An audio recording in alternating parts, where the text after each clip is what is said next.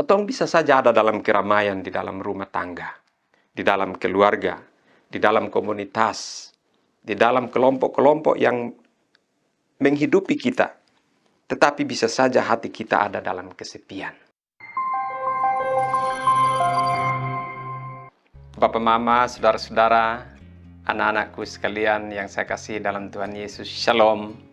Kita jumpa kembali di mimbar UBB Gemit hari ini.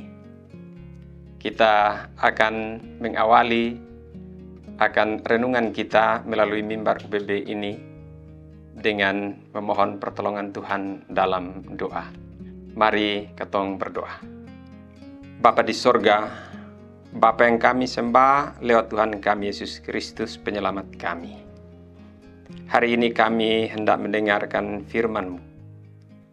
Kami mohon karuniakan kepada kami hikmat dan pengertian, sehingga hikmat dan pengertian itu akan menuntun kami mendengar firman-Mu dan memperlakukannya dalam hidup kami hari lepas hari.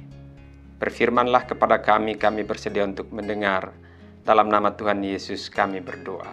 Amin. Kita akan membaca dan merenungkan firman Tuhan melalui mimbar UBB hari ini dari Mazmur 42 ayat 1 sampai dengan 12. Untuk pemimpin biduan, nyanyian pengajaran Bani Korah. Seperti rusa yang merindukan sungai yang berair, demikianlah jiwaku merindukan Engkau, ya Allah. Jiwaku haus kepada Allah yang hidup. Bilakah aku boleh datang melihat Allah? Air mataku menjadi makananku siang dan malam, karena sepanjang hari orang berkata kepadaku, "Di mana Allahmu?" Inilah yang hendak ku ingat, sementara jiwaku gundah gulana. Bagaimana aku berjalan maju dalam kepadatan manusia, mendahului mereka melangkah ke rumah Allah dengan suara sorak-sorai dan nyanyian syukur dalam keramaian orang-orang yang mengadakan perayaan. Mengapa engkau tertekan, hai jiwaku, dan gelisah di dalam diriku? Berharaplah kepada Allah, sebab aku akan bersyukur lagi kepadanya, penolongku dan Allahku. Jiwaku tertekan dalam diriku, sebab itu aku teringat kepadamu dari tanah sungai Yordan dan pegunungan Hermon, dari gunung Mizar. Samudera raya berpanggil-panggil dengan deru air terjunmu. Segala gelora dan gelombangmu bergulung melingkupi aku. Tuhan memerintahkan kasih setianya pada siang hari, dan pada malam hari aku menyanyikan nyanyian, suatu doa kepada Allah kehidupanku. Aku berkata kepada Allah gunung batuku, "Mengapa engkau melupakan aku? Mengapa aku harus hidup berkabung di bawah impitan musuh? Seperti tikaman maut ke dalam tulangku, lawanku mencela aku, sambil berkata kepadaku sepanjang hari, 'Di mana Allahmu?' Mengapa engkau tertekan, hai jiwaku, dan mengapa engkau gelisah di dalam diriku? Berharaplah kepada Allah, sebab aku bersyukur lagi kepadanya, penolongku dan Allahku." Ada banyak orang yang dong pikir begini, kalau kotong su masuk tahun yang baru, maka semua masalah di tahun yang lama mesti kotong kas tinggal. Atau ada yang pikir begini, kalau kotong masuk tahun yang baru, kotong mesti kas tinggal semua yang lama.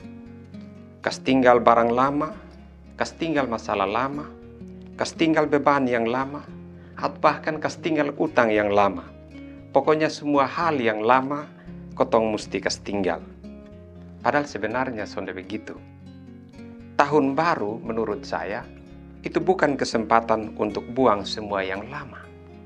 Tetapi tahun baru adalah kesempatan baru supaya semua yang lama, semua yang masih terbengkalai, kotong urus lagi untuk menjadi lebih baik. Kotong bersyukur ya, karena Tuhan kasih kotong kesempatan untuk boleh masuk di tahun yang baru, tahun 2026. Mazmur 42 yang kita baca dan kita dengarkan bersama tadi, sebenarnya dia mengungkapkan tentang keluhan hati pemazmur. Orang Dawan bilang, naton in lais inek susal. Pemazmur merasa ada dalam keramaian kepadatan manusia, tetapi hatinya tetap susah. Dia merasa sendiri, dia merasa kesepian.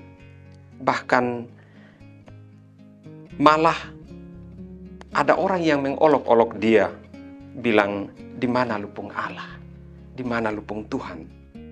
Dalam hati yang penuh kegelisahan itu, dia mengingat Allah. Sang pemazmur bilang, "Aku merindukan Engkau, ya Allah." Jiwanya diandaikan seperti rusa yang rindu air segar. Rusa yang kehausan ini sedang berjuang mendapatkan sumber air, tetapi pada saat yang sama ia juga dikejar-kejar oleh musuh yang hendak mencabut nyawanya. Jadi sang rusa mengalami beban yang double, beban ganda. Itu juga yang dialami oleh sang pemazmur. Dikelilingi oleh banyak orang, ada dalam keramaian manusia, tetapi pada saat yang sama dia tidak merasakan apa-apa dari keramaian itu. Bahkan orang-orang yang ada di sekitarnya mempertanyakan dia, "Lupung Allah di mana? Di manakah Allahmu? Di manakah Tuhanmu?" Tentu saja situasi ini berat. Rasa haus yang membawa keletihan bercampur aduk dengan ketakutan karena nyawa terancam. Sang rusa mengalami itu. Begitulah yang dialami oleh sang pemazmur. Pada saat dia merasakan hidup terpelocok ke dalam berbagai jurang masalah, dia merasakan Tuhan menjauh darinya dan bahkan melupakan dia. Tapi Bapak, Mama, dan saudara-saudara yang terkasih, yang menarik dari Mazmur 42 ini adalah bahwa sang pemazmur tidak menyangkal tekanan hidup yang dialaminya, tetapi dia mengajak jiwanya berharap kepada Allah. Tidak ada cara lain yang dapat menolong dia untuk keluar dari himpitan masalah, kecuali datang kepada Allah dan mengalami hidup dengan Allah. Itulah yang diimaninya. Sang pemazmur mau mengajarkan kepada kita atau menunjukkan bahwa ia sedang mengubah tekanan hidup menjadi pengharapan. Masalah yang dikira bisa menghancurkan hidupnya justru mengingatkan dia untuk dekat kepada Allah. Masalah yang bisa membuat dia menemukan atau lari dari Allah, menjauh dari Allah, justru membuat dia merenungkan betapa tidak berdaya dia kalau dia menjauh dari Allah, kalau dia melarikan diri dari hadapan Allah. Justru pilihannya adalah dia datang mendekat kepada Allah. Dia datang mencari dan menemukan Allah. Supaya apa? Supaya dia mendapat kesempatan untuk bertumbuh, supaya dia melatih dirinya untuk bertumbuh dalam kedewasaan iman. Bapak, Mama, dan saudara-saudaraku yang saya kasihi dalam Tuhan Yesus. Sebenarnya belajar dari pemazmur atau belajar dari pengalaman yang dialami oleh sang pemazmur, kotong semua ini juga tidak luput dari masalah. Kotong juga punya banyak masalah. Tidak ada seorang pun yang sonde ada masalah. Orang dengan status apa saja, entah dia kaya atau miskin, entah dia orang pintar, terpelajar atau orang tidak terpelajar, entah dia punya jabatan atau dia orang biasa, laki-laki atau perempuan, dewasa atau anak-anak, semua orang tanpa kecuali itu selalu dihinggapi masalah. Hanya saja tidak semua orang yang bermasalah memiliki cara yang sama untuk menyelesaikan masalah. Kotong bisa saja ada dalam keramaian di dalam rumah tangga, di dalam keluarga, di dalam komunitas, di dalam kelompok-kelompok yang menghidupi kita. Tetapi bisa saja hati kita ada dalam kesepian. Karena apa? Karena masing-masing urus dirinya sendiri, tidak peduli satu dengan yang lain. Jiwa kita tidak tentram, jiwa kita tidak tenang, bahkan sehari-hari kita penuh dengan kegelisahan. Ada yang melihat masalah sebagai beban. Masalah selalu mendatangkan susah hati, muka murung, suara hilang, kepala tertondok, terkurung dalam rumah. Hidup diandaikan seperti bunga yang pelan-pelan mulai layu. Tidak ada semangat, juga tidak ada harapan. Dengan melihat masalah sebagai beban, kita pun kekuatan itu juga hilang tak wujud. kita pun mental ini cepat lelah. Kita capek duluan sebelum masalah diselesaikan. Kalau kita melihat masalah dalam hidup sebagai beban, maka hidup ini sebenarnya tidak berjalan menuju ke masa depan, tetapi dia tinggal di tempat, atau bahkan dia berjalan mundur. Apa yang baik yang mungkin kita sudah rintis, itu mulai kita tinggalkan, mulai terbengkalai. Lalu kapan itu masalah bisa kita selesaikan? Dengan melihat masalah sebagai beban, kita pun pikiran tak tutup dan susah untuk menemukan jalan keluar. Tetapi ada juga orang yang melihat masalah sebagai kesempatan untuk memperbaiki hidup. Kesempatan untuk menguji kita pun cara menyelesaikan masalah. Atau kesempatan untuk kita memperbaiki kita punya hubungan dengan Allah. Kesempatan untuk kita menemukan cara Allah bekerja bersama dengan kita. Bahwa masalah tetaplah masalah, tetapi cara kita memandang masalah yang membebani hidup ini yang mesti kita ubah. Tetapi jangan kita biarkan tidak ada jalan keluar, jalan penyelesaian. Jangan biarkan hidup ini dirantai oleh masalah. Hidup ini lebih besar dari masalah yang mengelilingi kita. Karena itu tata kita punya pikiran dan hati. Ubah kita punya cara pandang dan buka ketumpung hati. Supaya Tuhan bertakhta di dalam ketumpung hati dan mau menolong kita. Bahwa kalau Tuhan masih memberi kesempatan kepada ketong untuk masuk tahun 2026, itu sekaligus berarti Tuhan punya rencana untuk ketong semua. Untuk ketong pun hidup menjadi lebih baik. Kita atur hal-hal yang terbengkalai di tahun sebelumnya. Hal-hal lama yang belum terselesaikan. Dengan kesempatan di tahun 2026 ini, kita mengaturnya menjadi lebih baik.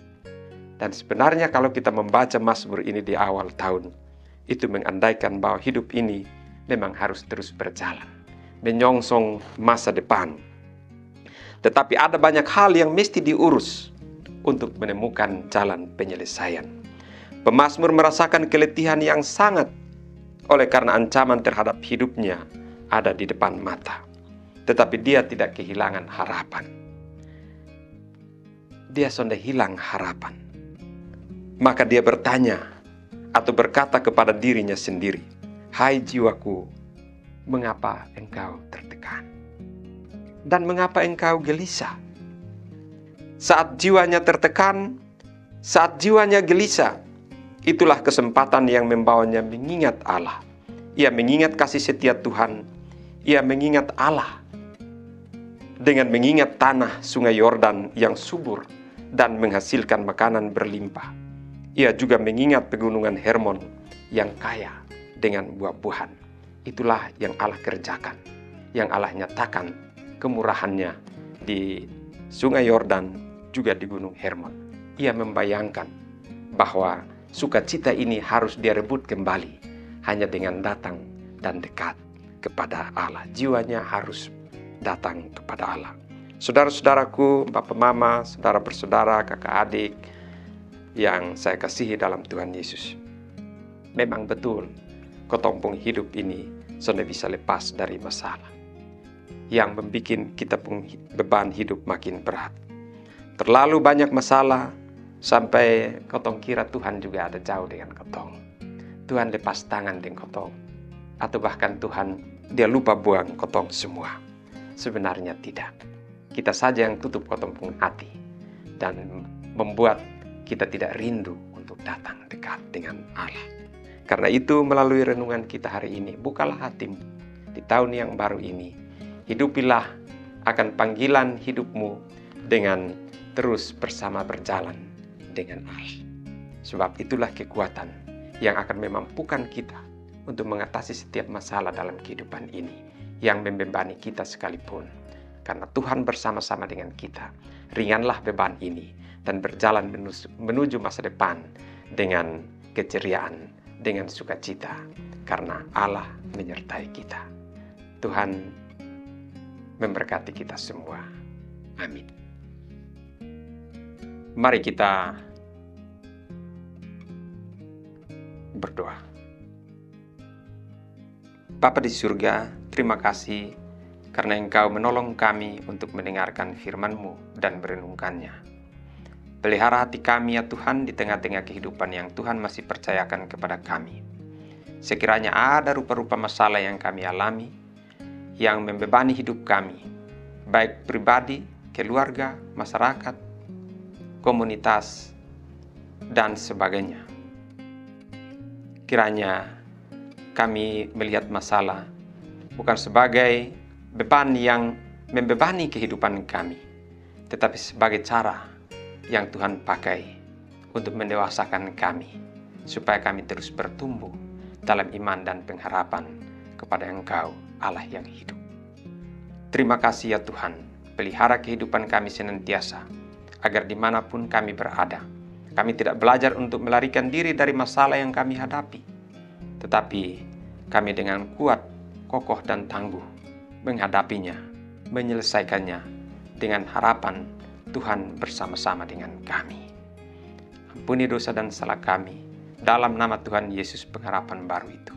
Kami berdoa dan bersyukur pada Bapa di surga. Amin.